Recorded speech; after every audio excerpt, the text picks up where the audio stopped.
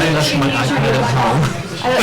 Another sauce, it's dry. Thank you. Yeah. Or it's, like, I'm not into the spicy. Figured like that, thank you.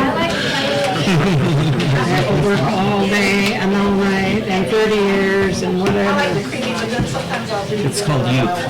I used to, a long time ago. 2 hours swimming a day, non-stop. Oh boy, can't do that anymore. Don't forget Friday's the open house for pharmacy. Oh, that's right. And ribbon cutting at 11. Yeah, I'm even gonna come out and do a remote broadcast for that. I'm making cookies. I'm sacrificing. Somebody else is making cupcakes. Nick, just give me the thumbs up when you're ready to go.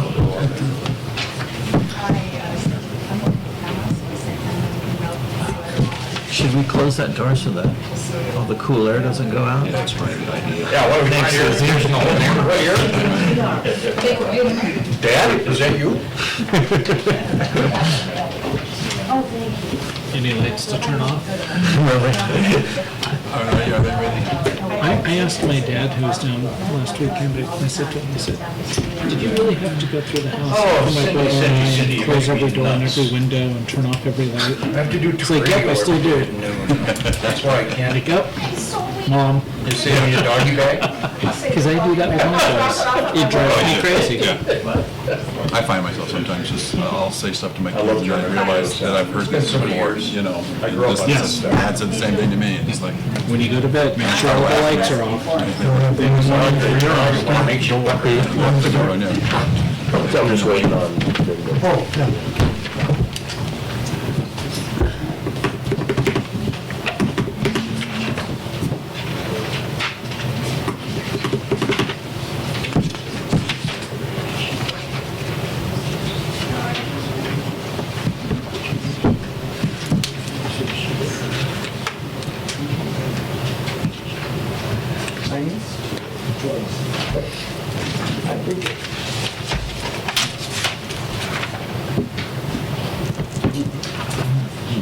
I can send it to you, so we've talked about it.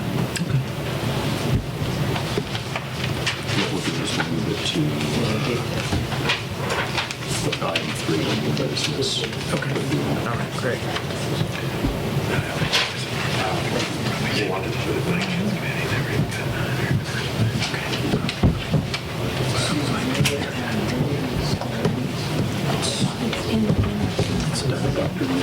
Yeah.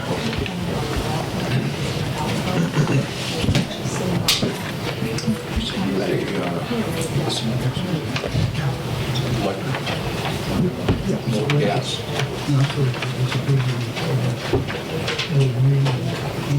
Is it like on wheels?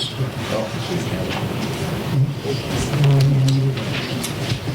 we're kind of up in a place of, you familiar with the Canyon Meadows water, neutral water district? The upper ridge, Paiute Ridge, Blackfish Canyon. They have a little water district. I think service is about, I don't know, I would say 60. You ready? Okay. Okay, we're gonna call the Timberlake Healthcare District Board of Directors meeting to order at, it is 6:05, came out of closed session at 6. Welcome, everybody. The next item on the agenda is the approval of the agenda. Is there a motion to approve? I'll make a motion to approve the agenda as presented. Okay, it's moved by Director Bush. Is there a second? Second. Second by Director Cassis. All those in favor? Aye. Any opposed? Okay, that passed. Item 1 is the flag salute. Director Parks will lead us in the flag salute this evening. Raise your hand and we heart repeat with me. I pledge allegiance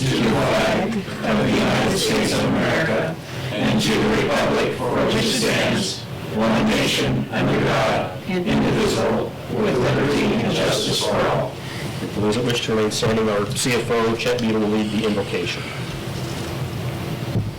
Our Father in heaven, we pause this evening to bow our heads and give thee thanks for the opportunity of being here at this time for the regular meeting of the Board of Directors of the Kern Valley Healthcare District. I'm grateful, Father, for this organization, for its place in this community, for the things that it provides, for the representation it has of those who would seek care here. Yes, it would bless us all that our hearts and minds might be in tune this evening, that those things that we would say and do would be in accordance with our mind and will and the betterment of those who seek care. Help all those who provide that care, they might be able to be guided to find the right things and the right ways to help the suffering and injured. This we ask in the name of thy Son, Jesus Christ. Amen. Amen. Item 3 is our mission statement, and our new director, Ross Elliott, will lead the mission statement. Don't need it? They're real sensitive. Okay. Our mission statement is we will provide high-quality, efficient patient care services that respond to community and provider needs. We will provide leadership and health promotion and education for our patients, residents, medical staff, employees, and community throughout the district. Thank you, Ross. Item B is the closed session report. Scott Nalby, our legal counsel. Yeah, so we had a number of items today, so I'm going to give the closed session report for the special meeting that occurred at 5 p.m., as well as the regular meeting that occurred at 5:30. At the special meeting, the board discussed one item of existing litigation, Jordan versus KVHD, and the board voted unanimously to give certain direction to our insurer, Beta Healthcare Group, regarding resolution of that case.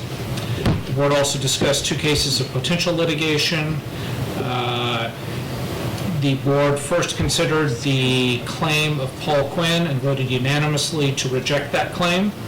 The board then considered the claim of Jeannie Olson and voted unanimously to reject that claim as well. No other items were discussed in the closed session for the special meeting. For the regular meeting, the board presented the performance evaluation to the CEO, and Dr. Finstead presented part of his medical quality report, but we ran out of time, so I think we're going to continue that to the next meeting. No action was taken on either of those items, and no other matters were discussed. Okay, thank you, Scott. Item E is the public comment part of the meeting. Is there any public comment this evening? Okay, hearing none, we'll move on to the consent agenda, item F. These are usually routine and non-controversial items.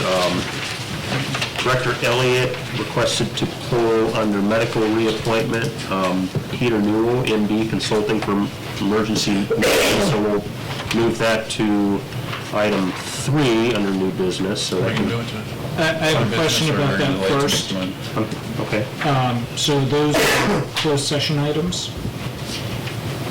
If it's not, so maybe we should talk about what the discussion is about before we, medical appointments are I think closed the session. conversation, as I recall, was just to delay, not to do it. This is not something that needs to be discussed in closed session.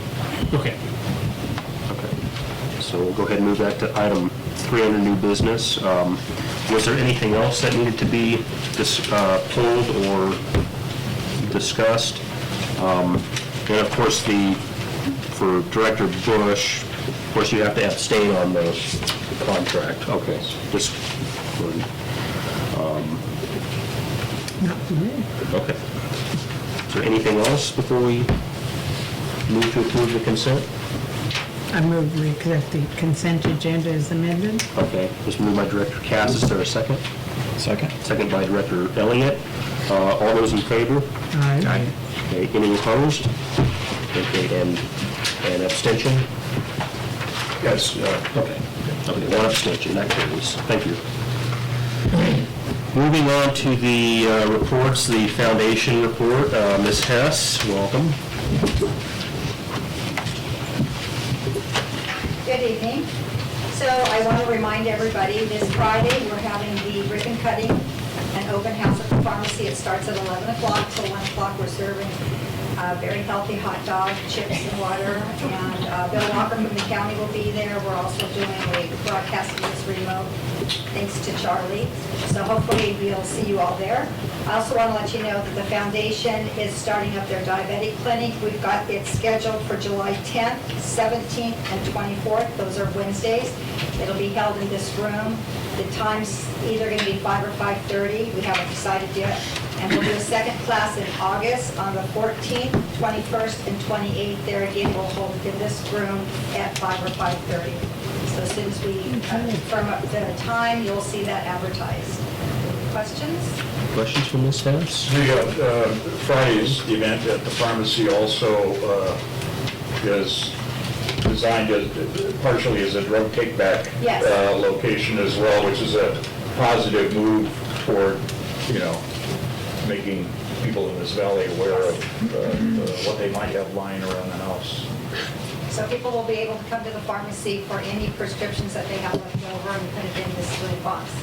It's a partnership that we're doing with Kern County. Thank you. Okay, thank you, Debbie. Item 2 is the auxiliary report. Cindy Rupert, welcome.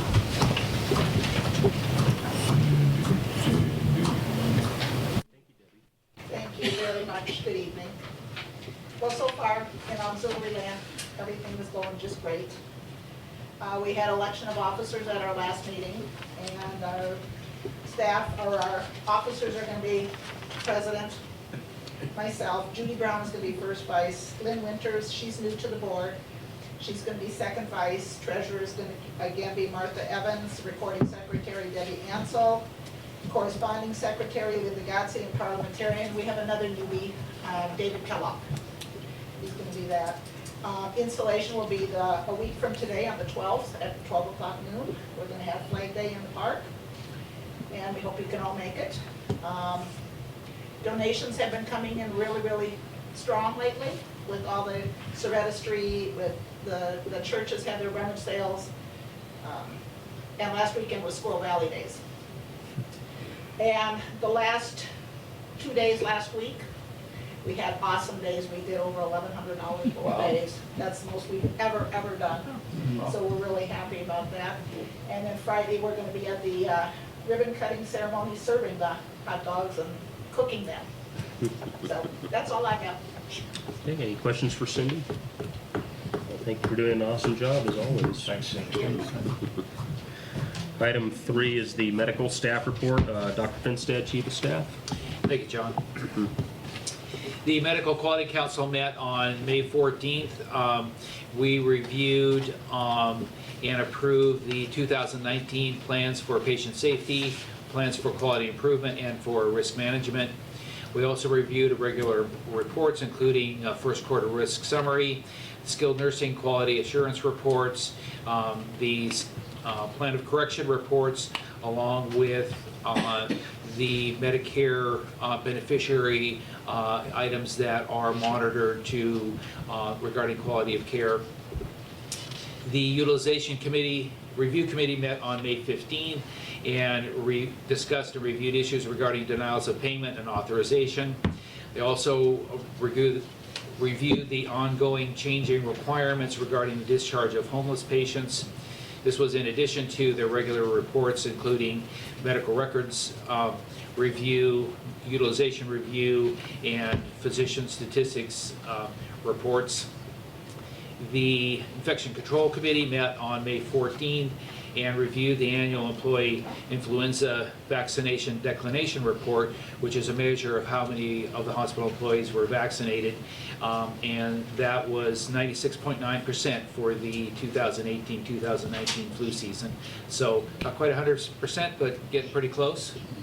In addition, the regular monthly and quarterly reports were reviewed, including the monthly hospital-acquired infections, blood culture reports, antibiotic usage both on acute care and in the nursing center. The Medical Executive Committee met on May 28th and reviewed and approved a credential file to move from provisional to consulting staff, reviewed a policy and procedure, and then reviewed our regular reports, including medication shortages, plan of corrections, and emergency department reports. And then the Antibiotic Stewardship Committee met on May 31st and reviewed and discussed a new laboratory procedure, which is procalcitonin, which is a test used to help determine severity, the length of antibiotic infections and or bacterial infections and antibiotic usage. They also reviewed the utilization of blood cultures in addition to their regular reports, including antibiotic usage, pharmacy antibiotic review, and the monthly hospital-acquired infection report.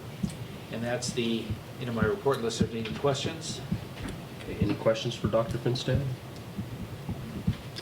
Okay, hearing none. Yes. Did the flu vaccination compliance include physicians, medical staff, or was it just employees? I think it's probably just employees. I mean, the physicians are required also, so I don't actually know the answer to that, but I suspect that it probably was just employees. I think what we report is primarily employees. but I Yeah, think- yeah, the medical staff office, deals with that or monitors that and things. I don't have a figure for that. Any Greg, is other- there any feedback you have on that? I didn't see, the report that goes to the state includes, it includes employees, it includes volunteers, it includes physicians. But, so the 96%, I can't remember off the top of my head if that included the physicians, but it was pretty close to that regardless. Was the board included, or did you just trick me? Yeah. The board includes volunteers, volunteers auxiliary formation. So. Thank you. Any other questions for Dr. Finstad? Okay, thank you, Dr. Finstad. You're welcome. Next is the Chief Executive Officer report. Tim, and welcome back. Thank you. I is very glad to be back. I have unfortunately had a series of a couple of health events that has kept me away from the hospital and hospitalized a couple times. And good news is that I'm going to live. I'm going to. It's all recoverable and so forth. And so every day getting stronger and so forth, and just thrilled to finally be in a position where I can get back to work, because it certainly does my head a world of good to not be thinking about that stuff. But so again, thank you. First and foremost, obviously our big attention has been on this FEMA grant. We had Devin Mathis out here for a visit a couple months back, and as a part of that presentation, we were asking him about the availability of funds either through the state or whatever. And one of the things he had shared with us at that time was that he said, go contact the California Office of Emergency Services. He says they've always got money squirreled away somewhere. And so, which was great, and we were in the process of contacting them. The following week, literally 1 week after, the California Hospital Association notified us in one of their bulletins that there was approximately $750 million that was made available to California for various, while it was primarily earmarked for the 3 big burn county areas, they were allowing other facilities in non-designated counties to apply. We went ahead and applied primarily because the thing did include special districts. It included seismic upgrades and so forth. So we ended up submitting a notice of intent to apply for approximately a little over $19 million that would in essence fix all of the seismic issues that we've identified here in the hospital. And we received notification from the state and through FEMA that we made it through that first round and that our application was acceptable, and which then allowed us the opportunity to apply a sub-application, which is the full-blown application process. Because Kern County did not include any of the hospitals in Kern County as a part of the county's hazard mitigation program, we weren't eligible to apply directly for the grant monies ourselves. Reached out to McLeeson, Mick obviously was very aware of the efforts that we've gone through in trying to get, either tax or bond measure passed here, and offered his office's staff to help us with regards to submit that application on behalf of our hospital. Bob Easterday has been working night and day, obviously, in pulling that package together. It is a mountain of paperwork to justify that project. Our plan is this is actually going to the County Board of Supervisors on their meeting on the 18th. Bob and I will be there for that meeting for the county to formally approve the county's submission of that application to the state FEMA on our behalf. So again, this is probably the single best opportunity that we're going to have. I mean, this is grant money. This is not, a loan. This is not, if it ultimately is approved, then obviously we move forward with the project. There's some time commitments obviously to get this done. We've having some conversations with Oshpod and so forth to obviously do what we can, because I know there's a couple of, I know of at least 2 other hospitals up north that were also going to try to apply for the funds. Don't know whether they actually got their approval letters or not. But you could not go forward unless you did receive that approval. So, like I said, this is huge. I mean, this is an opportunity to get the hospital fixed. And You should probably let them know, Tim, that the district must yes. put in a portion, Yes. 25%. Correct. FEMA requirements stipulate that they will only fund up to 75% of that ask amount, which basically leaves us with about 4.8 million. Correct. 4.18 or something like that, which I believe Chet has already got. He can handle that. We were in the process of putting these things together. By the time the grant is approved or whatever, and the funds would be, we have to sign a commitment letter that we will have those funds available. And so we're very comfortable that we will be able to do that. That was a significant, thank you, a significant piece of this. So anyway, that's moving forward. We've had some great communications with the head of the person who does a lot of these FEMA grants for Kern County. He's been kind of advising Bob and so forth. And so we're putting the finishing touches on that application. We're literally doing 100% of that work in-house. We have had some outside, from engineers and a couple of other things. We've been lucky because we've been working on this for so long. We had a lot of this material already, So there was a very short turnaround time to put this in, and so. And I think primarily because of the position we were in of having just recently gone back earlier this year for the tax measure, that we have plans, we had ideas as to how we were going to do this and so forth. And it's probably one of the hopefully one of the better ones that gets presented just because of the time that goes into this. So anyway, that one is our critical date, our plan. We've got to have this submitted to the state by July 5th. And so our plan is to obviously try to get it in as quickly as we can. Obviously, the board of supervisors, we had to have the initial documentation to them on the 4th, correct? They had to have it 2 weeks before the board meeting, so the 4th. So they have all their material that they need to bring to the board of supervisors. And hopefully we should not have any issues with it going forward. Mick is 100% behind this, and I appreciate his support in this. We're in the process right now of going through open enrollment for our employees for a new health plan. Our employees have 13 plans to choose from,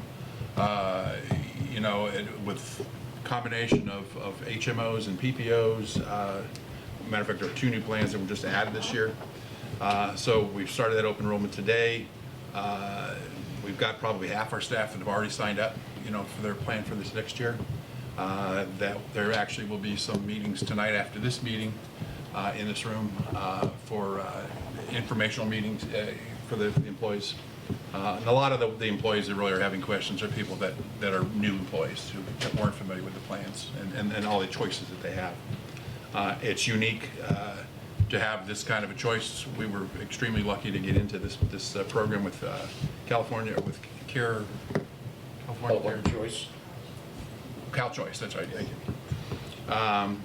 And so, to be able to kind of offer these options, a lot of places, you're lucky if you get a choice of one plan. So, again, this is, you know, and our employees in Kaiser is one of those options. And, you know, again, a lot of our employees are looking at Kaiser primarily because their premiums have a tendency to be cheaper. So if you're in a healthier, younger category, makes good sense for them to do that. So we hopefully will get this finished up, I think by the 13th, I think was her date to try and have all the sign-ups done. So, and again, this would be for a July 1 start date. Kaiser update, we're continuing to work on the processes for how care will be provided up here. Greg and I had a conference call yesterday with their chief medical officer, kind of going over, making sure that everybody was on the same page in terms of how that was going to be provided. We are planning another get-together meeting here shortly to get everybody around the table and kind of work these things out. So, Greg, is there anything else you want to share? Okay. Just still working through it. Yeah, and so, and obviously this is important to us, obviously, because of our employees. You know, this is an opportunity for them as well, and they are aware of that. We've made them very clear that this is a source of new patients for them, obviously, as our employees to sign up with the plan. Because obviously we want them, a lot of them want to be able to continue to come here to see our providers. So anyway, so that's moving forward. Pleased to announce that our broadband service with GeoLinks is connected. Our speeds have been substantially improved. We've been running some speed trials on that to make sure that we're getting the speed, and I've been assured this morning that we are, that we do have gigabit service, and so that's been a long time coming. I know this is something Dave Durr and I worked on several years ago, obviously, in trying to bring the fiber optic cable into the valley here. This was a new technology that has been successfully used in a number of places in California, and with great success. And they were able to get it in here a lot faster than we would ever see if we had to wait for a cable. And so obviously we're going to be monitoring their performance. We'll be monitoring their consistency and signal and those kinds of things, which has been an issue with some of the local providers that we've had before. Open house, like I said, it was announced. We've got our open house Friday for a ribbon cutting ceremony. One of the big issues here, obviously, is that drug box.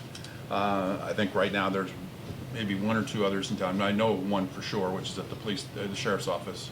And I heard there might be one over in Lake Isabel, or Kernville, thank you. Kernville outside the drugstore. Yeah, so that's one of the reasons why Bill Walker is coming up. You know, obviously this has been a major concern and is a part of our concern with regards to the overall opioid situation up here.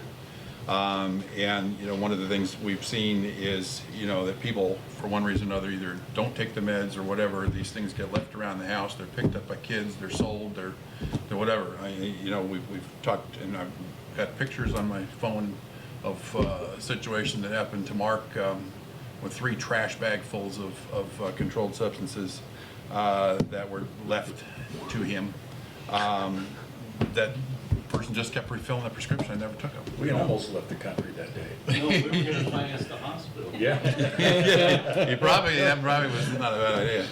But anyway, so that's, you know, again, in our efforts to continue to make sure that we make this convenient for people, that they can come in, you know, if they're coming, especially if they're coming in and picking up new meds, that they can drop their old meds when they're done with them and get them out and get them out of the house and stuff like that. So, and I think Mark's going to talk about some other stuff a little bit later, but other experts that we're doing in that regard. And that's pretty much my report. One other thing just to, you know, again, we've had some comments in the past with regards to the marketing of the SNF unit. I've been working with the staff. We do have a plan that we've put together. We've got a couple other things we're working out. You know, one of some of the stuff that goes on here is weekly contact calls with the discharge planners in Bakersfield, face-to-face meetings with the director of nursing.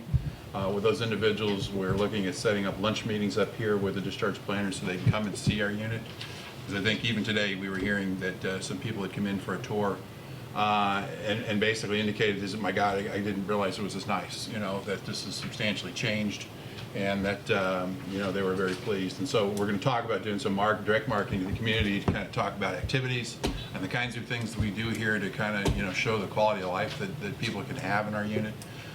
So there's a host of activities that we're going to be doing to do that. you know, one of the issues we'll continue to have is that will impact our census volume is access to staff. And, you know, we have requirements that the state puts on us with regards to ratios and hours per patient day. And obviously, if you're below that, we are not supposed to be admitting patients. We are obviously doing what we can to do that. Like I said, you know, and I appreciate the board, through our board PMP committee, we are looking at the possibility of some kind of a new salary program as it relates to the CNAs. We've got to make those jobs to a point where they are, you know, again, you're not minimum wage, you know, competing with Taco Bells and these kinds of things. It's a very hard job. And that we are, you know, need to be in a position where we can hold on to the staff we have and be able to attract new staff and so forth. But, you know, again, with the statewide shortage of CNAs, people aren't getting into the schools. You know, we talked about that Saracosa, you know, does not have an instructor for their program here anymore. You know, which is obviously will prevent them from having a class. Mark and I've been talking with them, obviously trying to help them find a person who can do that. We might be getting close on that, and if so, then that certainly will help us. But we're doing what we can, obviously, because it's one thing to bring patients in, but you got to have the staff take care of them. Otherwise, you know, we can get fined by the state, you know, big time. And obviously, there's some new legislation that's going through that, you know, that we've have been up against. The whole hospital association has with regards to mandatory fines. I think initial fine of $30,000, $60,000 for every fine after that if you don't meet those staffing ratios, and so forth. And obviously, there's some vigorous efforts to go on to defeat that. It was defeated a year ago, and our hope is that we'll, again, it's the same person that put the bill through. But, you know, these are things that make it very difficult for us to get patients in there. You know, we have had a number of, you know, we get patients in, we will get to it. I think we're up to 60 today. We've got 2 more coming in, which will get us to 62 this week, I believe, is what I've heard. Is it 2 today? There's 1 more, maybe there's 1 more coming. Right. So we are getting some patients in, but, you know, again, It's only 57 on the sheet that is. well, it was, yeah, but we've got some additions, yeah. Yeah, I met with the staff later this afternoon, and so forth. And so we are getting referrals. I mean, we get referrals from all over. I mean, they've run a report for me with regards to the volumes and stuff that we get. A lot of it comes down to our ability to handle the patients. We get patients that are coming in that are very intensive care, significant behavioral issues. So I would like to make just a comment about that. We do scrutinize the referrals that we do get because we still have to meet their needs. Right. And with the staffing the way it is, sometimes we pass over some of those admissions. Right. And I think the year 2018, we passed over a couple of hundred. 216. Yeah, so, I mean, there's a very selective process. Yeah. It's not like we're not looking for them and getting referrals, but the fact is, can we care for them? One of the things It's that... a real consideration. Oh, absolutely. One of the things, like I said, in my conversations with staff has been, you know, that we do get a number of referrals for people coming wanting occupational therapy. We have basically part-time occupational therapy coverage right now. That's something we'll need to assess if we could even find somebody to recruit for occupational therapy. You know, that might help in that regard. That they indicate that probably would be very positive things in terms of our ability to bring in some additional patients. Well, like I said, the volume is one thing, but you got to have the staff to take care of them, so it's a two-pronged. And actually, we can put those in a swing status and still do the occupational We can. We could do it on that side too. That's true. So that's the end of my report. Yes. I certainly know that the SNF marketing plan is going to make a lot of people happy. Yep. I know anyway. Is there a formal written That recruitment is plan? recruitment for the CNAs. Strategy for staffing and skills? Not in terms of a formal written plan. I mean, obviously, we work continuously with recruiters. I mean, you know, unfortunately, with the church. It's not our facility alone. No, this is all It's all over. over the nation. I'm just wondering if there's a Because there are strategies out there that other facilities have used. Well, like I said, one of the things obviously is we got to deal with the pay issue. Obviously, that will significantly impact our ability to hopefully, like I say, either hold on to or recruit new staff. But we got to be very careful with that, obviously, because of the financial implications of that. And I know, like I said, Board PNP is actually looking at that, and we're going to be looking at, what are those increases going to cost us? I think that's important. We need to understand that before we do anything with that. We're doing everything we can. I mean, like I said, we've been staffing with registry staff in there that get paid as much as an LVN for crying out loud. Registry? Yeah. So, I mean, that's what we've had to do, and obviously in order to keep that thing going and so forth. Not something we want to do by any stretch, but, obviously we have to care for the patients we have and the residents that we have, and so. The registries can't find CNAs. Even registries are having difficulties finding them, so that tells you what's going on out there, so. And I'm not aware of any statewide effort that's being made to, address that issue. But this is going to become a serious problem all over if this continues to happen and they don't get the enrollments in the schools. You're going to see lots of facilities probably shutting beds just because they can't adequately staff. So obviously some, have a good situation, obviously, because of the kinds of care they take. They get more private pay patients and those kinds of things versus the Medi-Cal population that we see here. The other thing, obviously, that impacts us is obviously our rural location.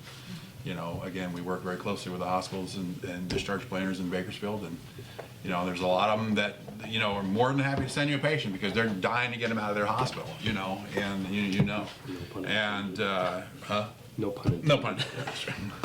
But, the long and short of it is that, that's why Mark says, we've got to be very careful about who we take and make sure that we can adequately care for their needs and so forth. I've So, just seen some very creative recruitment ideas. love to talk to you about it. Yeah. Great. I'll throw some stuff out. Okay, wonderful. Thank you. Are there any questions for Tim? Okay, Debbie, have a question?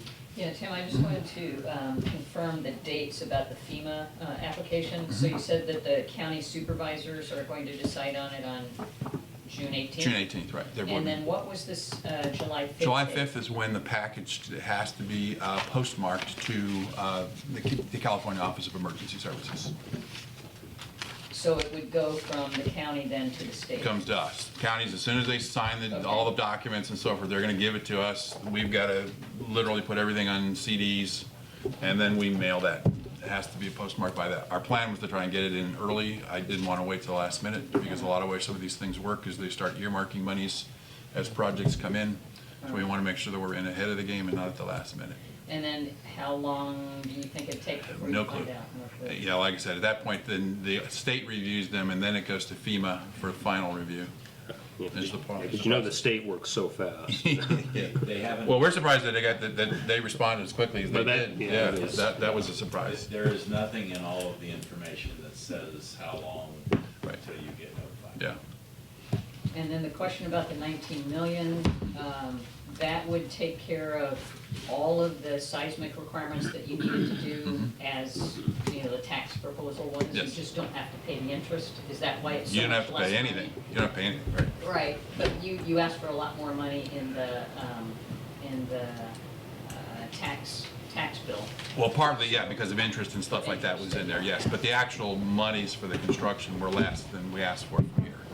So primarily because we knew that was such a tight budget, trying to get that dollar down for the community as low as we possibly can. Again, obviously having access to some of the grant money and stuff like that, we were able to go back and relook at some of those things to make sure that we could adequately cover those expenses. So that'd do all the seismic and the ER the way you wanted it and everything else? Well, No. Not the way we'd like it, but you need to understand that anytime you reduce a construction budget, you lose things. So the ER is not going to be as many beds. Okay. So we had to reduce the size of the emergency department, and we had to reduce the scope of work in acute care to the bare minimum, just bare minimum code and seismic. yeah. It will be a new rebuilt ER. Yes. But, again, obviously, it will be within the plan is that would be within the confines of the existing space and the space immediately adjacent to that. That whole area will be Any gutted. square footage to the building, Yeah. zero. So Also, we reduced the square footage. We reduced all of those things in order to get the cost down. And just for your records, for what you're gonna write, it's 19,272,000. I like to be exactly. exact. So, yeah, and you know, as we look at the project, you know, and the trends that are going on, you know, clearly the way the healthcare is going right now is to downsize inpatient care. And like I said, you know, we've got a 25-bed unit now that rarely do we ever, I couldn't tell you the last time, even in 10 years, that I've seen 25 So patients in reduction there. of the acute care isn't any real problem? Not a problem. concern? We will still have enough beds, obviously, to care for our average censuses that we see here and some overflow. That's part of the plan. So this will address, obviously, the replacement of a lot of the what they call the non-structural issues, which is all of your piping, because it's 50-year-old piping, your wiring, your HVAC systems, you name it. I mean, all that stuff is addressed. One of the things that is addressed in this OES FEMA grant is that there is monies earmarked for facilities, water districts, hospitals, sheriffs, et cetera, for better emergency generation. So we have still included a whole new emergency generator, transfer switches and everything to make the hospital much more usable in a Self-sustaining. power outage situation, because now we have this hanging over our heads that the power companies can just shut it off at will if they're concerned about their liabilities in a windstorm. I see. So in this, we are addressing being able to have a fully functional hospital, electrically wise, on generator. And a lot of that came out of the Erskine fire. You know, obviously, when we saw what wasn't available to us as a result of that, and which was actually a wake-up call for a number of the hospitals in California as a result of our experience, is they're all going back and relooking at their generation systems. And so, yeah, we wanted to make sure that we came back with a plan that would allow us to run everything on emergency power. You know, so that, again, like I said, we didn't, because we've got our own on-site propane and diesel and those kinds of Yeah, things. and it also addresses the issue that we had to evacuate during Erskine fire, and that is water. Yeah. So one of the NPC requirements for NPC 5 is to have 72 hours of water on site and the ability to handle the waste, so that's all included as well. So, Thank you. Any other questions for Tim?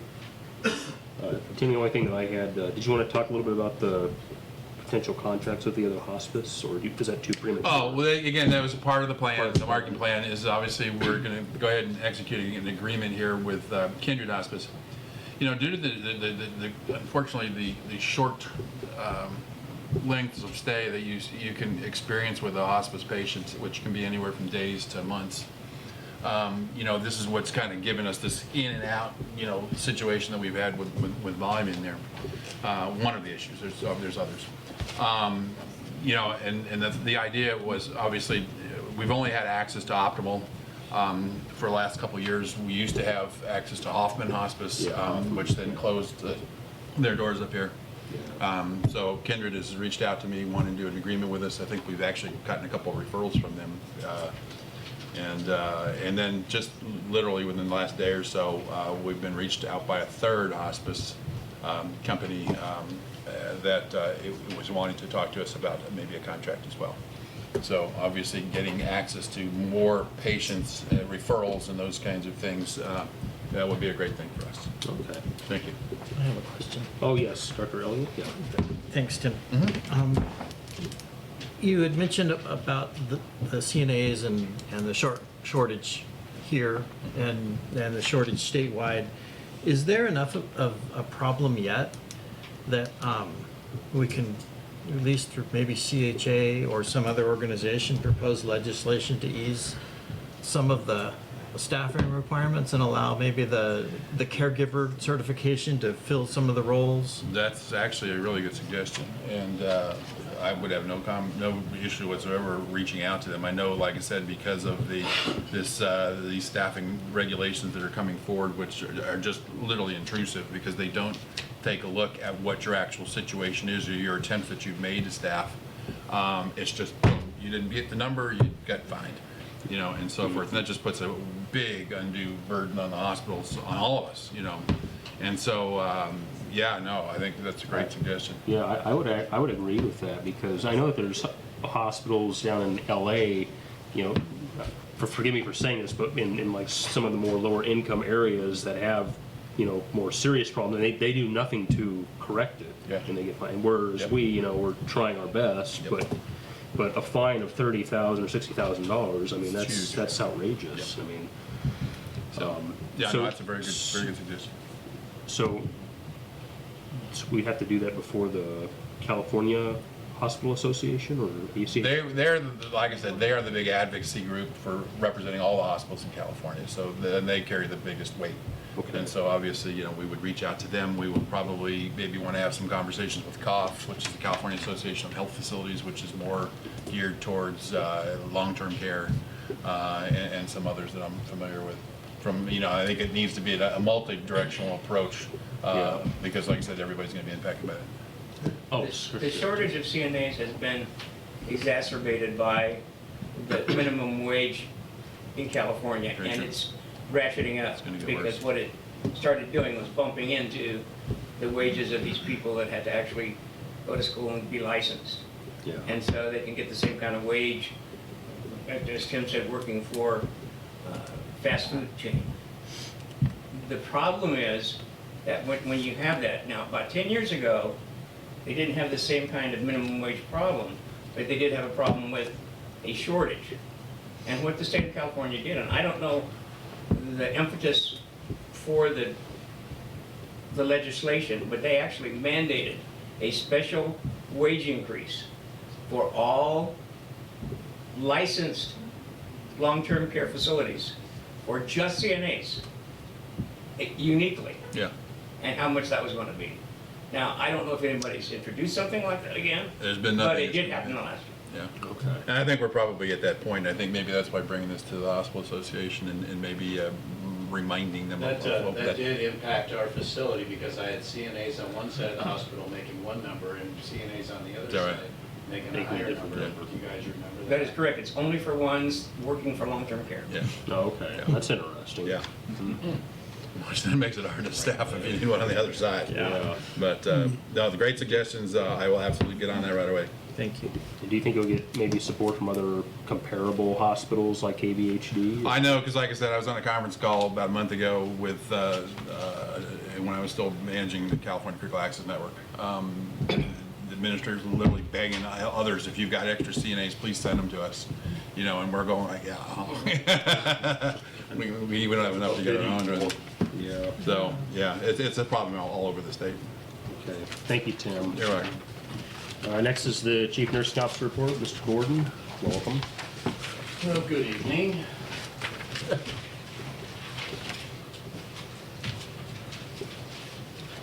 Welcome to Director Elliott. Thanks for stepping up. Glad to be here. Oh, I appreciate it. Thank you. So in an effort to address growing concerns of the opiate use in our nation, I know I had a question about this in another committee meeting by one of the community members. What is Kern Valley Hospital going to do to kind of try to mitigate some of the opioid use and things? Well, we found a program through our Cal Hospital Compare program that is an opioid safe hospital self-assessment, which what that does is it kind of looks at how we do our current practice, and it measures certain things and it gives you a total number output. And then it looks at discharge prescribing guidelines, alternatives to opioids for pain management, medication-assisted treatment and its application, Narcan education and distribution programs, organizational infrastructure, provider and staff engagement, patient engagement, and then discharge into the community. So what we're going to be doing, our CAPS committee is going to develop a subcommittee to probably start looking at some of these processes. I know MATs, or medication assisted treatment programs, use opiates to get people off of opiates, but they can be inpatient programs. And so this is really relatively new for us. I don't know how big of a problem or how big of a need there is up here, so we just have to do some research. And this is going to be our next step in I know I've been in here before many times talking about our CSI Momentum Project, which was a very successful program, getting this word out to the community. So I'm pretty interested in how this is going to look. We can see what areas are practical for us to consider implementing, given our limited resources in the community. We already have some of those. But there is grant money available also for these types of opioid reduction programs. So we're still looking into those. Where we're going to focus our extra energy to improve or provide alternatives. So I should have some more information and even maybe some data by the July meeting for you guys. So we received a virtual analysis report from our electronic health record vendor. This report is a service that the vendor provides to analyze our utilization of their product, and so we can make adjustments and see where we can improve our documentation, see where we can maybe add data. I'm sure Dr. Finstead likes data. But there are things that will help with our billing cycles, with our billing program, that we're not really using to the maximum benefit, basically, that we've been told. So we're going to be looking into those things too. And there's some enhancements coming down with regards to the system itself that will ultimately get all of the providers and nursing all on the same documentation page, to make physicians information much more readily available to physicians right on their home screen. I mean, bringing up their vital signs and looking at the history of vital signs over time and lab results and all kinds of stuff. So things I know you've been waiting for a long time. I won't hold my breath. Yeah, I think you'll be pleased. Brenda's been looking at it, and Carrie, and it's robust. So. The last thing I have to talk about is the staffing for the nursing department.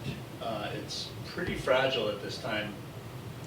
And for a 10-day period early in May, we were down 6 licensed nurses at one particular time, due to different things, illnesses and things. So it was really a struggle for us.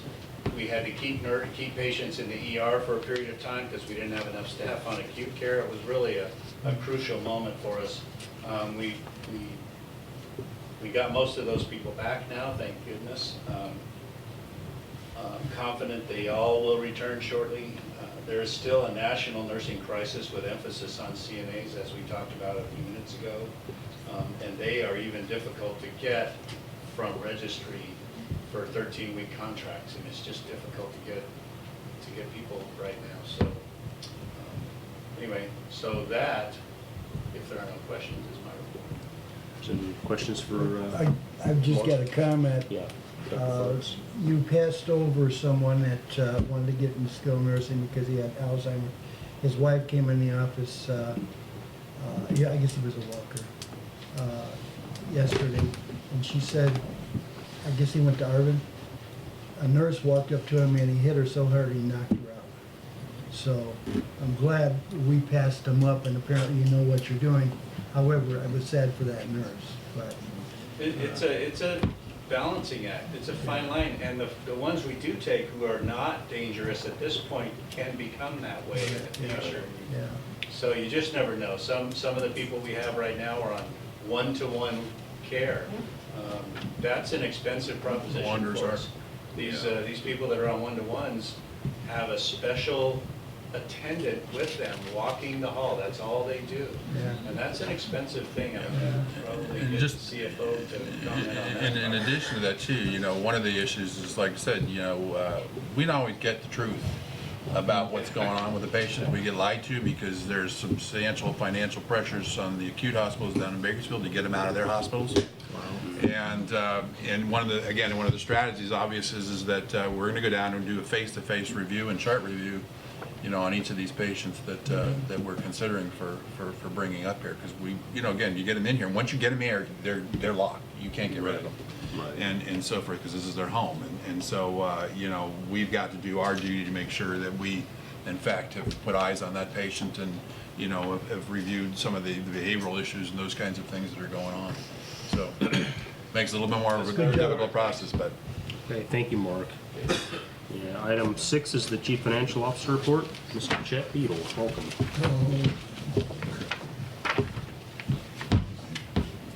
Okay, we're going to talk a little bit about the operational and financial performance during the month of April tonight. So, and I want to start actually with the acute and swing bed services. We did see a little bit of a positive increase in the acute care patients census during the month of April, and had an average of 4.2, where the same month a year ago was 3.7, and the year-to-date was 4.0, including the 4.2. So that was a positive. The thing that has really changed in the last 6 months is the fact that we have had an extreme reduction in swing bed patients. Now, these are patients who normally would need some kind of a therapeutic service, whether it's physical therapy, whether it's occupational therapy, whether it's pulmonary therapy services, or infusion therapy services. But these are patients who really normally would stay in the hospital for a round of services like that. In a few cases, if your skilled nursing is 95% occupied the way it should be, you keep patients pending for that service as well, that have had their qualifying stay or that are getting their qualifying stay in 3 days. For example, in that regard, in that particular area, in the month of April, we only had an average of 0.4 patients, swing bed patients, per day. The same month of the prior year, we had 1.4. So there was a significant, as a percentage, difference. And our percentage for the year-to-date for those 10 months is actually 0.6, where 10 months of the prior year, it was 2.0. So that's a significant modification of the volume and what we are seeing. Don't know exactly why, whether it has to do with intake, whether it has to do with screening, you hear all these kinds of things. But certainly a patient who's needing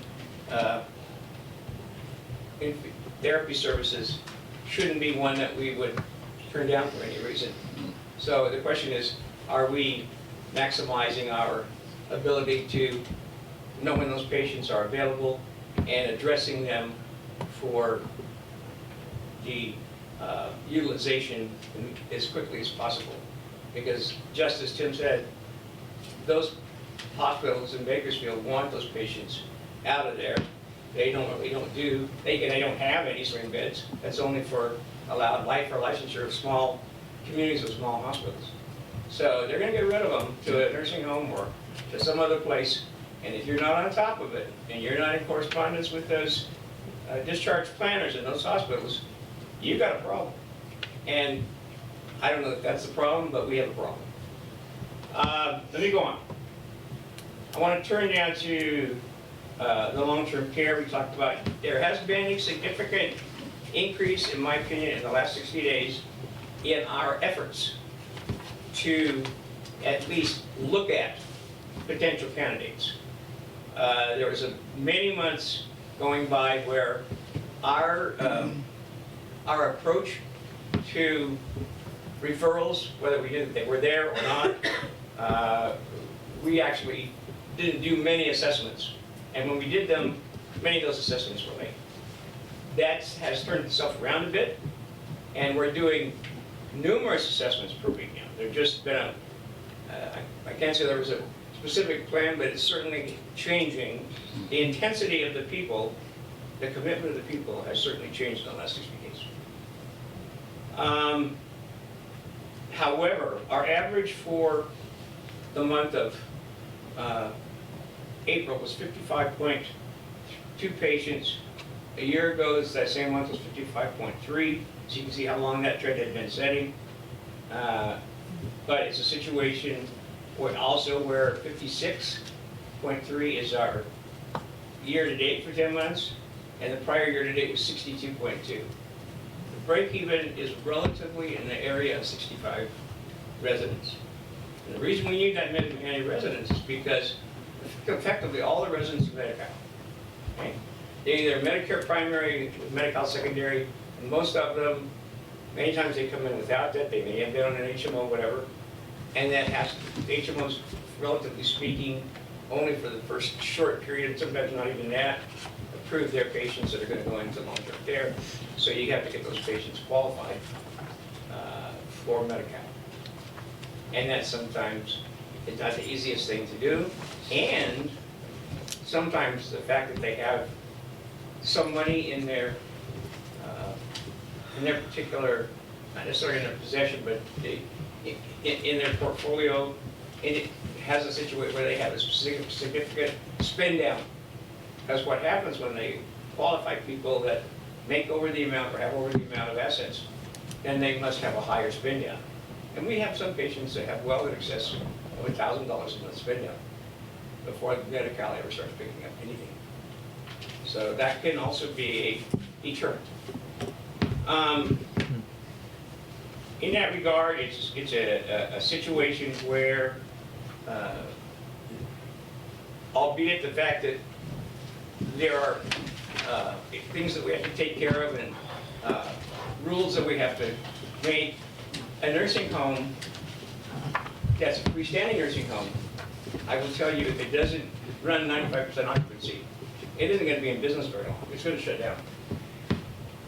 Those that are actually what they call hospital-based, meaning that they have an acute care hospital as a part of their overall, get a higher rate, because the way that works is some of the overhead costs for the other facility is pumped into them, and it's allowable under Obamacare, the Affordable Care Act, for reimbursement. So for example, I'll give you an example right now. We actually are running our skilled nursing at a cost right now of right around $350 a day, somewhere in that neighborhood, okay? If you were in a freestanding nursing home as a resident, you wouldn't even get reimbursed $200 a day. It'd be less than $200 a day for your reimbursement. So there aren't very many days that you can have $300 a day that you pay out and for services that cost, and you only get reimbursed less than $200. And that's why the quality of care, the smell, the atmosphere, the attention should be better in a hospital-based skilled nursing facility. Why is that?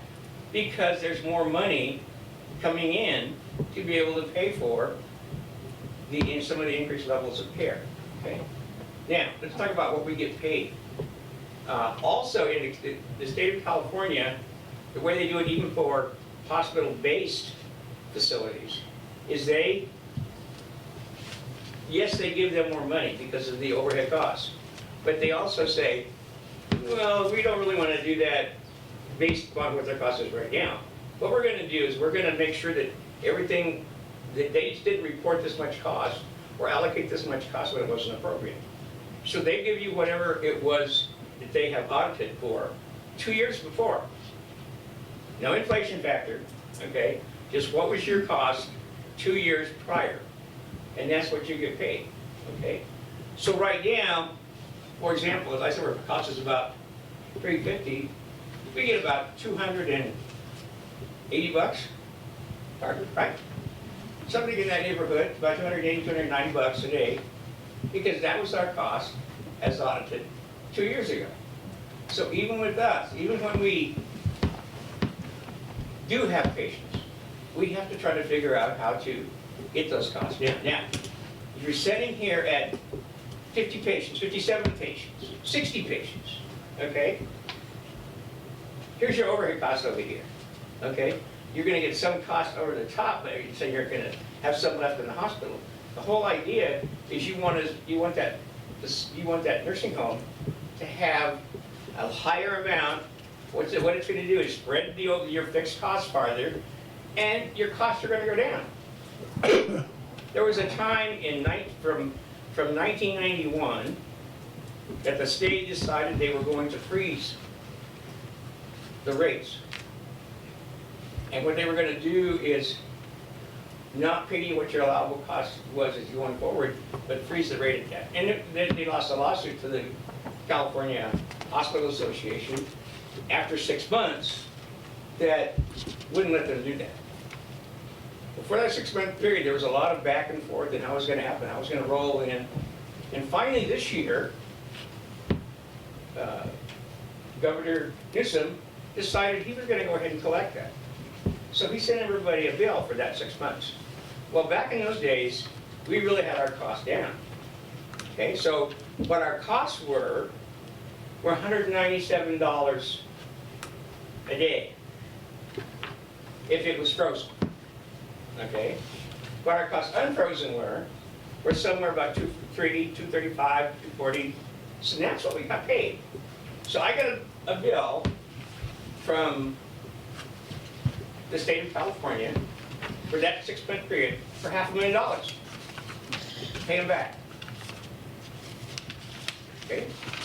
And not a darn thing they can do about it because for the legislation, that particular window period wasn't covered by that lawsuit.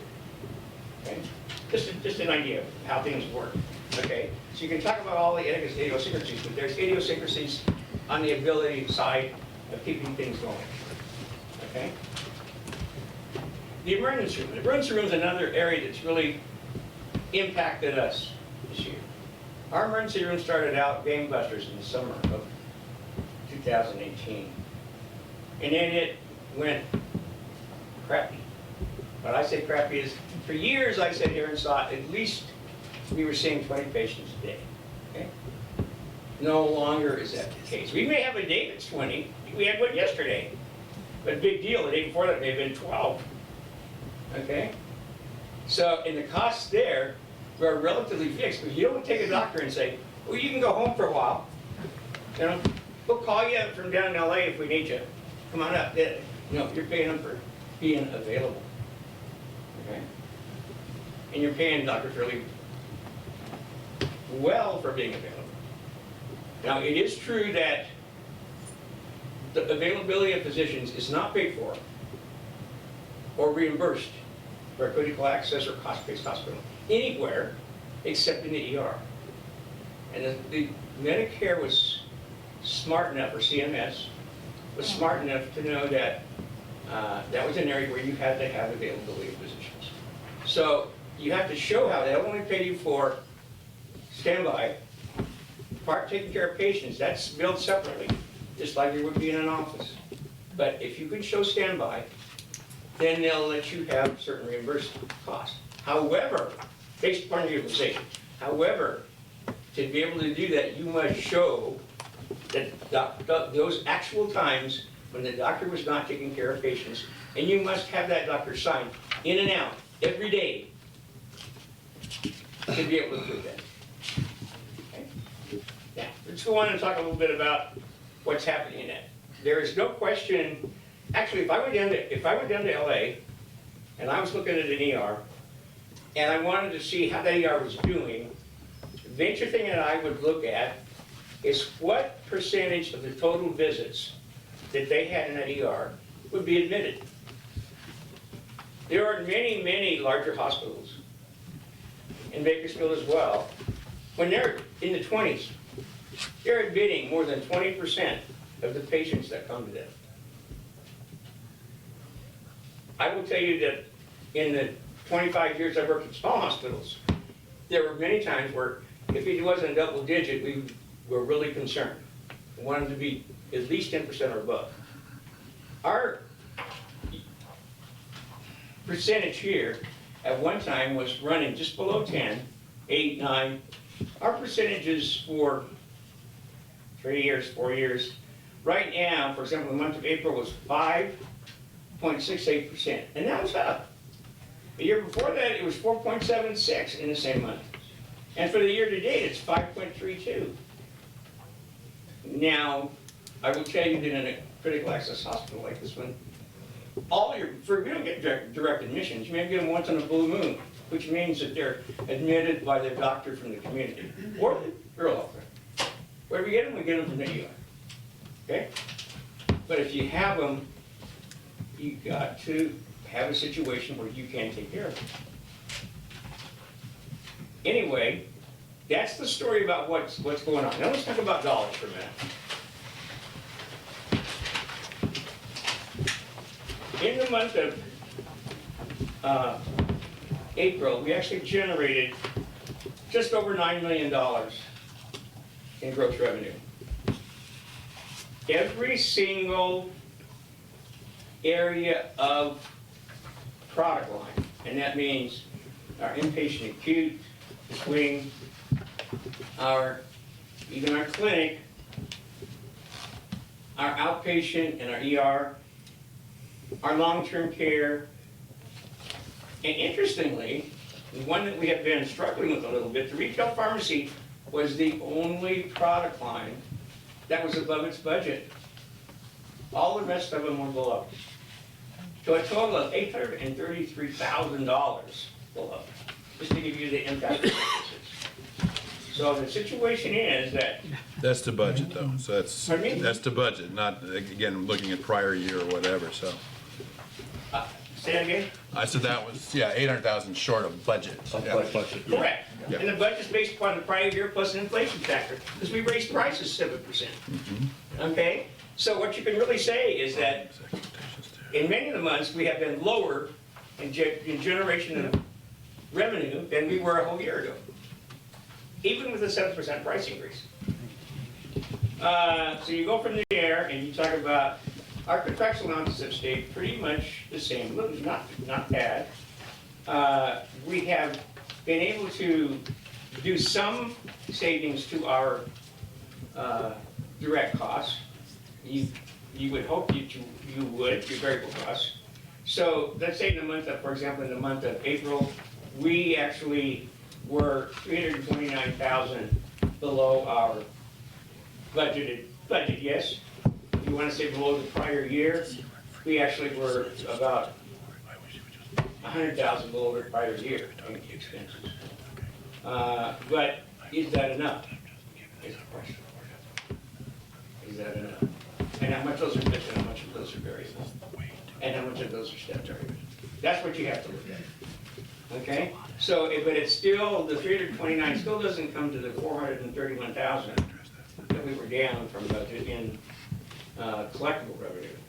On the other hand, we did have some money coming in from our investments from LAIF, higher than what we had anticipated. We actually had some money from the auxiliary, they've given us stuff. And so we actually were above our budget by $13,000 in our non-revenue producing, or if you want to call it, non-operating revenue. So we actually made $35,000 in the month of April. Our budget was a big 124, and then the same month as the prior year, because our expenses weren't as controlled as well as they were this year. We lost 87. For the year to date, for 10 months, last year was one of the best years for the first, in total year, but actually for the first 9-10 months that we've ever had.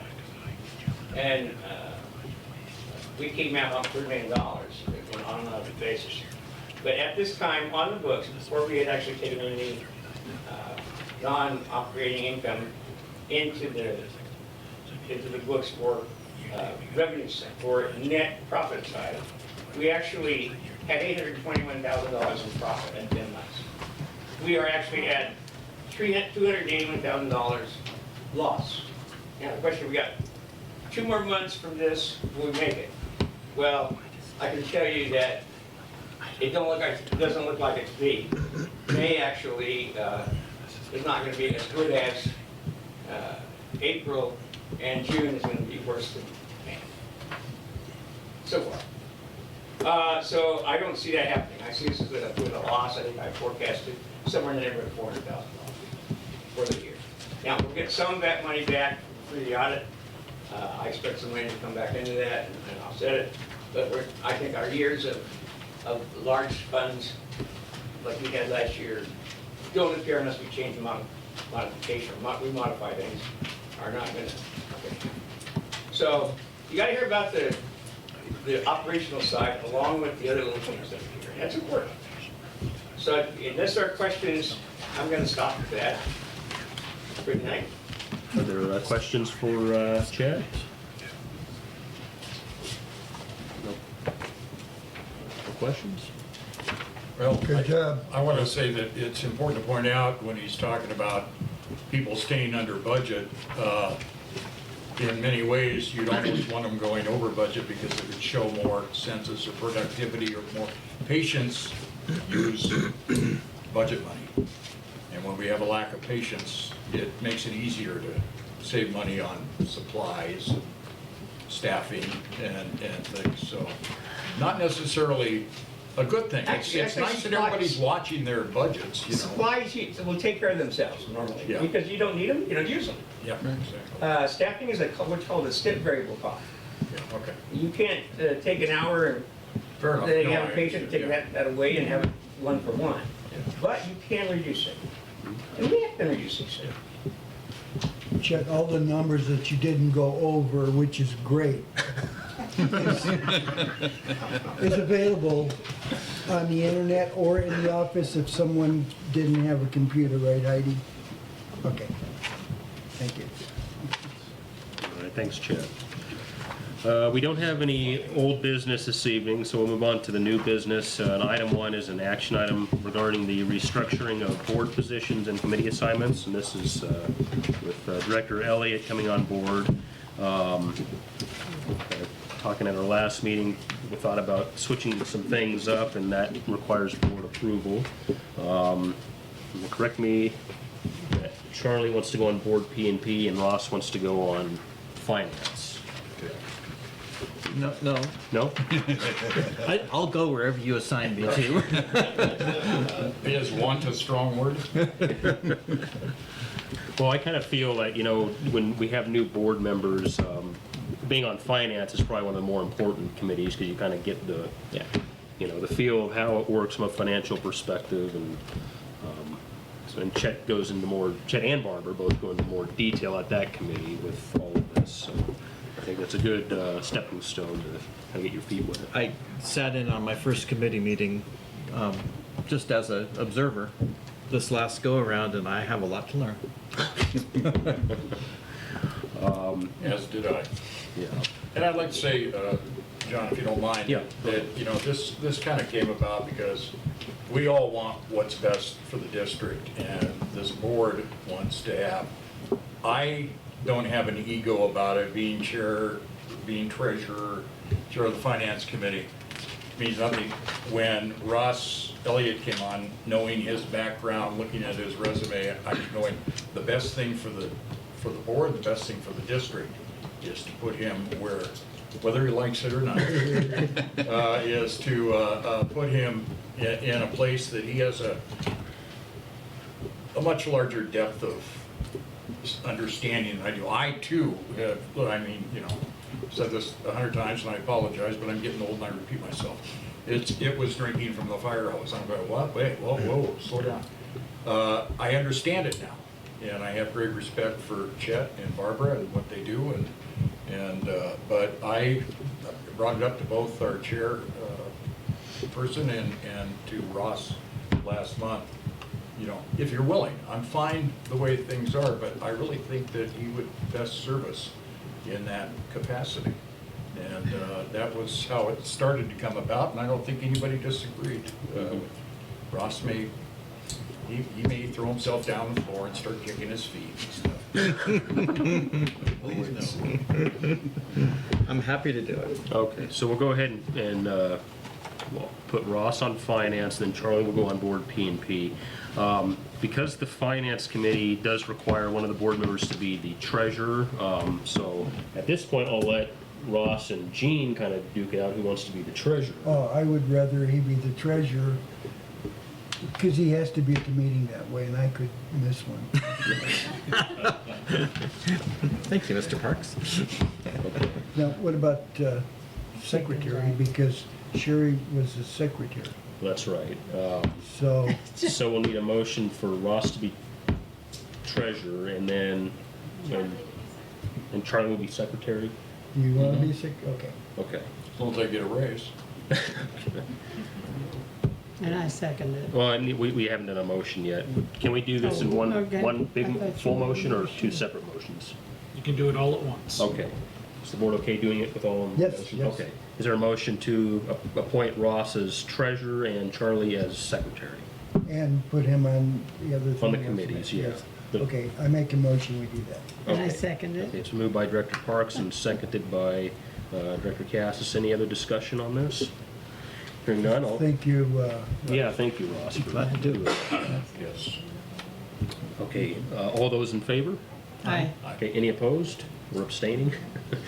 Okay, that passes. Thank you. Item 2 on new business is the CEO compensation from the evaluation we did earlier in closed session. Tim at this point likes to step out. I know these things can be a little Free discussion. free discussion, so I appreciate we'll have somebody come get you after we're done. At this now, again, we can't discuss the evaluation per se, but does somebody want to open up for discussion about open this? up, I make a motion that we continue to pay him what we're paying him and give him some goals and help him move forward.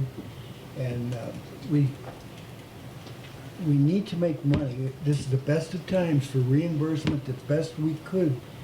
When times get hard, and we won't survive. We have to do better. Chet, you're looking at me with one eye closed, but we have to make more money. I agree. Oh, I'm, both eyes are open. So that, well, that started off, I mean, he's making a fair amount of money, he's a great person, he's a great leader, but there's things that we're not doing that we should. Maybe we should be helping him with goals, like Russ said earlier. Mr. Chair? Well, there's a motion needs to be seconded. Is there a second?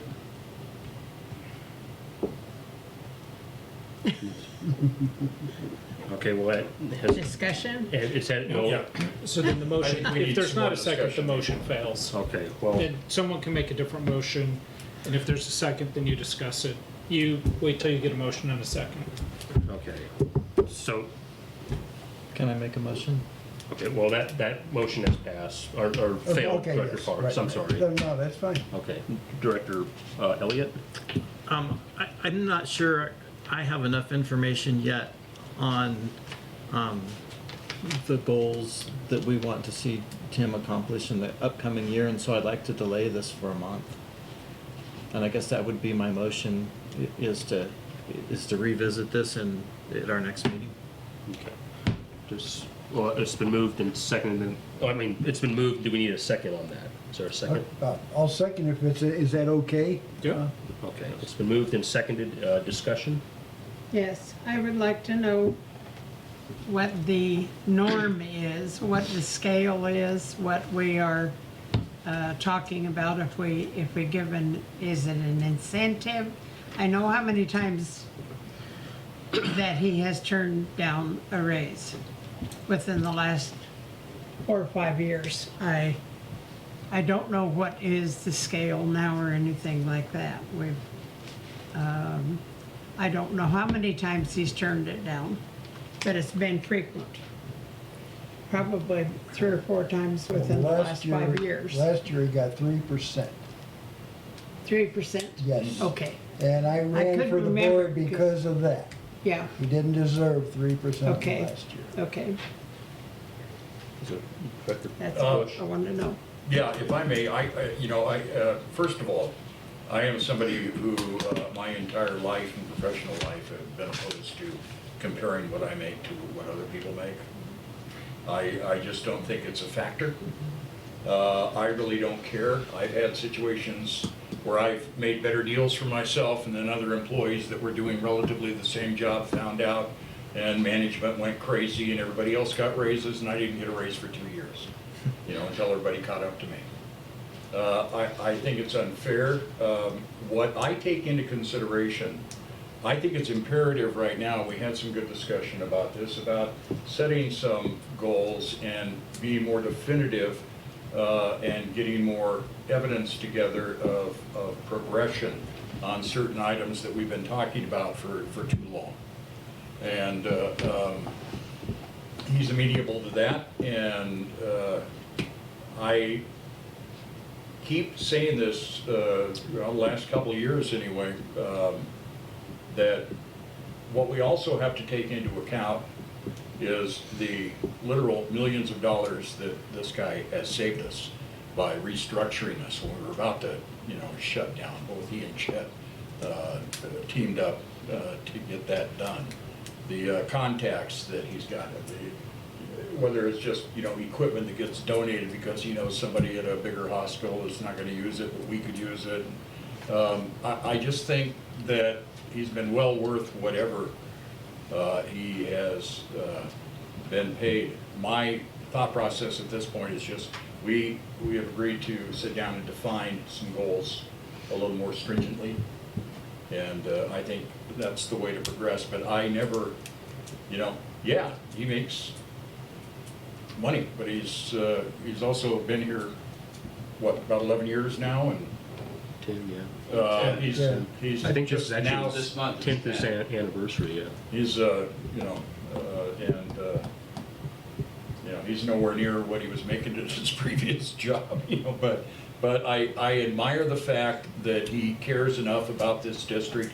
He could be working anywhere. He could be making 3-4 times as much money if he wanted to.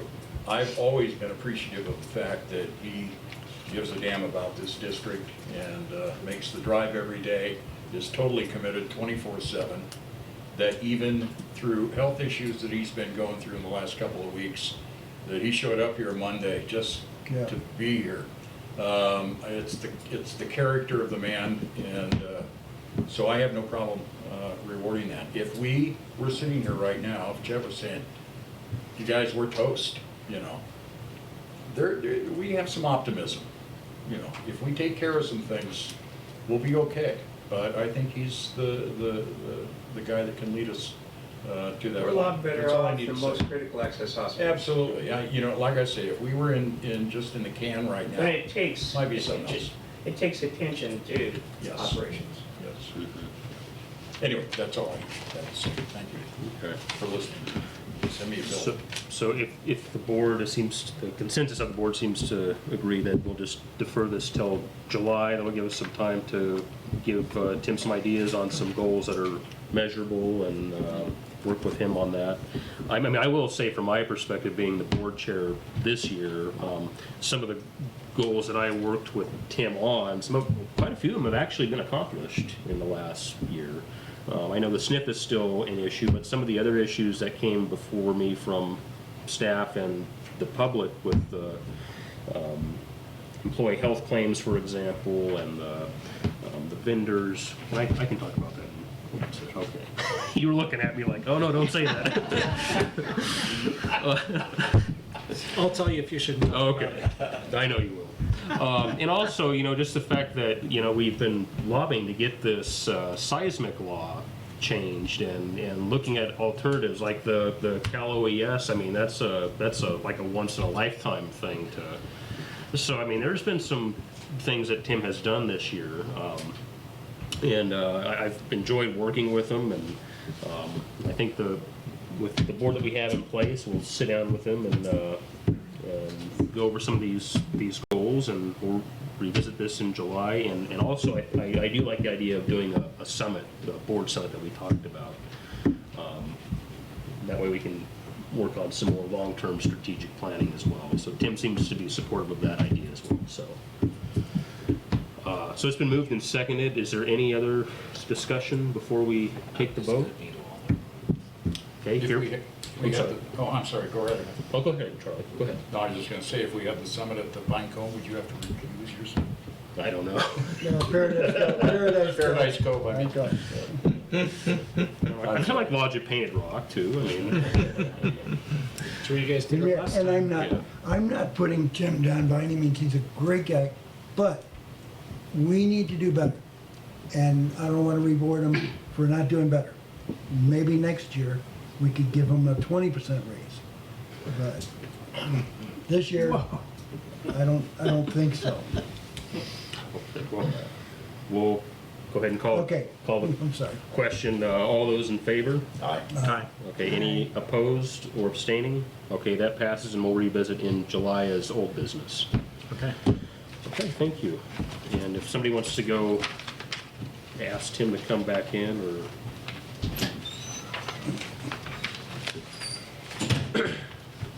I'll wait till Tim comes back in to talk about the... Very good. I'd love to see the whole room just like the way it looks. He knows, Just to creep in out. he knows I love him. I know. I know you do too.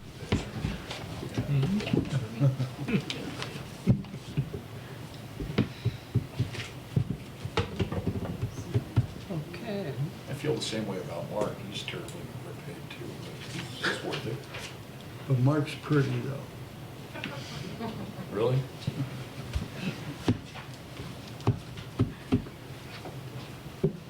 No comment.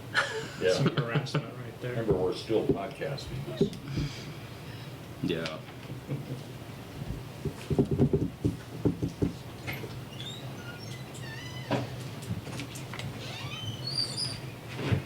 Welcome back. Okay. Step all over you, yeah. So now we'll move on to item 3, which was the pulled item from Director Elliott under medical reappointment, Peter Newell, MD. Yeah. Director Elliott? My question, my reason for pulling this off was to ask if we delay this contract till next month, are there any negative consequences to the ER or to him? No. Okay, so we can continue on with business as usual? Yes. Okay, super. Then, that's what I would like to do, is make a motion to delay the approval of this contract till our next board meeting. Have it reappear on the agenda at that time. So there's a motion by Director Elliott to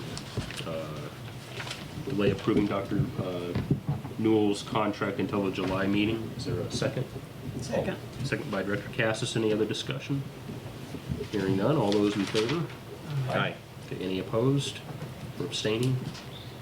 Okay, that passes. Okay, Director's comments on items not appearing on the agenda. We'll start with Director Elliott. Have anything? You know, I do. I got a couple things I'd like to talk about.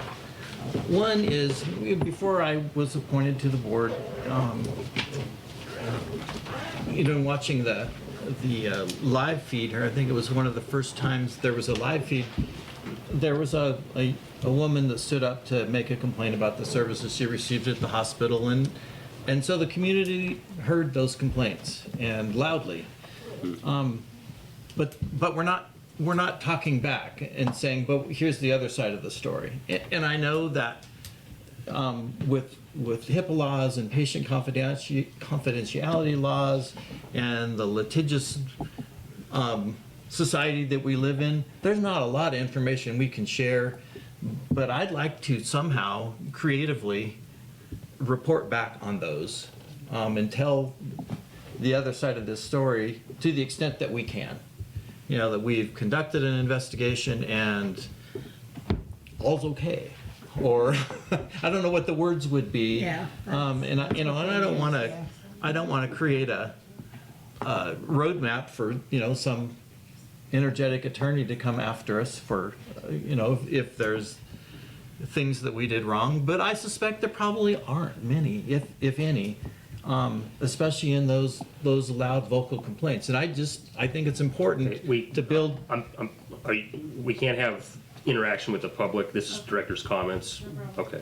So I just think it's important that we somehow make an effort to build confidence in what we have here, which is a really good institution, to tell that other side of the story to the extent that we can. And so I'd like to ask Tim and your staff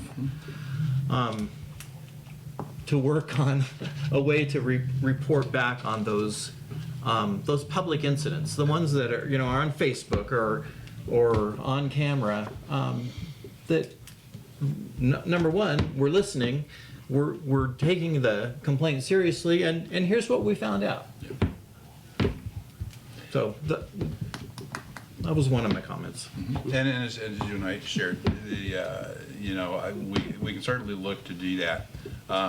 This particular individual I had reached out to several months ago for feedback so that we could actually sit down and meet to go over her individual concerns. She had never gotten back to me. She and I connected just the other day. We are now giving her 5-6 dates within the next week that I'm available to sit down with her, and so we had a very good conversation, very amenable.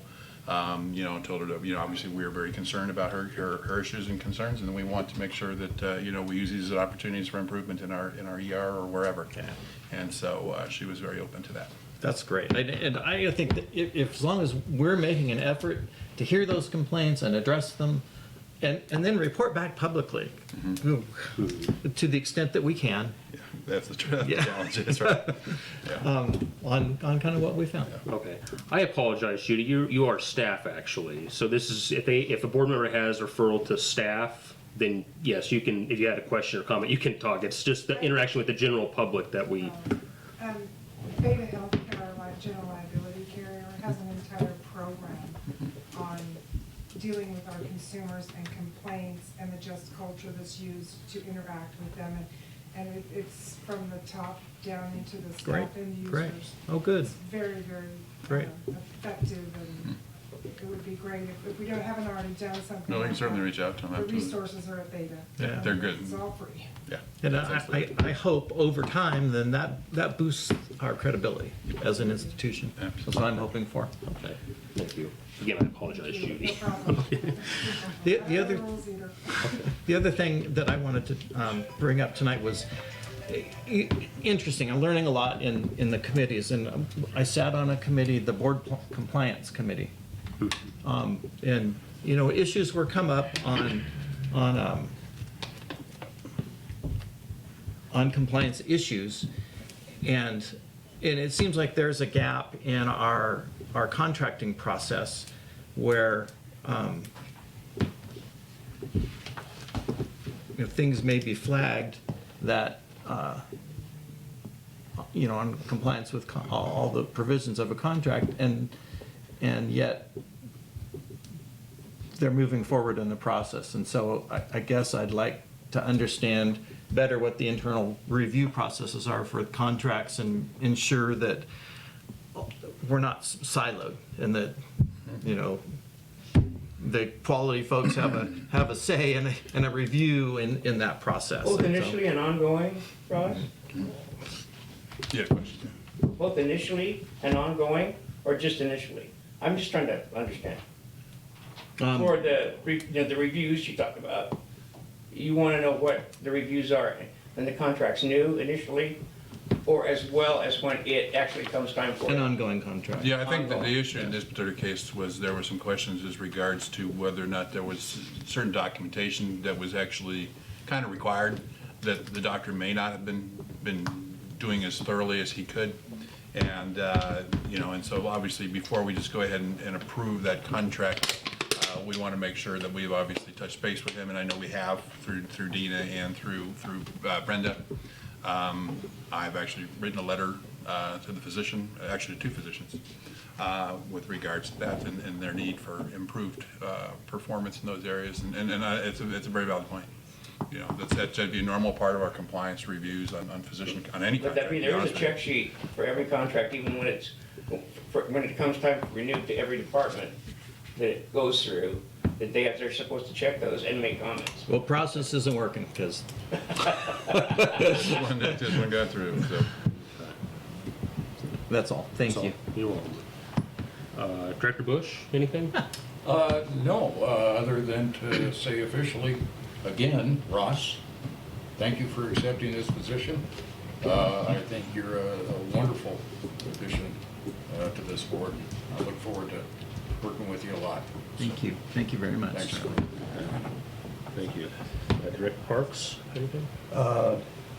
I've been a little bit negative about some things, talking about my friend Tim down there. But our hospital is wonderful, and we're doing great. The employees, there's not one employee here that's not the most wonderful person. You walk in there, you talk to them, everybody here, their care. I can't say enough good about the hospital, but we need to make more money. That's, other than that, it's it'll be great, so. That's all. Director Cassis, anything? I just think over the years, the way that information has been, the categories of what can be revealed and what can be revealed as far as intelligence or internet or anything like that, or even what people in offices, elected offices, can do and say and live. So many things have changed. The ethics have changed. The Brown Act has changed 360 degrees, and what we used to be able to talk about out in the open at meetings and things like that is totally different today. We need probably to have at least one, if not more than that, reviews every year regarding changes that have been made, because we sit in a place where we are challenged a lot. We who are elected are in love with our community, or we wouldn't be doing what we're doing, because it's a lot of work. I think that, like I said earlier, more communication, more time together, and more, we used to be able to reveal so much more. We used to be able to interchange ideas and things with the community. Today, we seem to be determining, sometimes it's what I call a reaction instead of an action.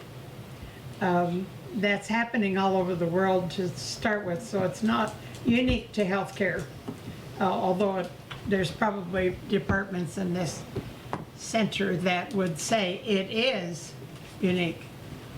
I think that considering the challenges that we've had over the last 5 years, there has been an extreme amount of change for the positive because of these changes.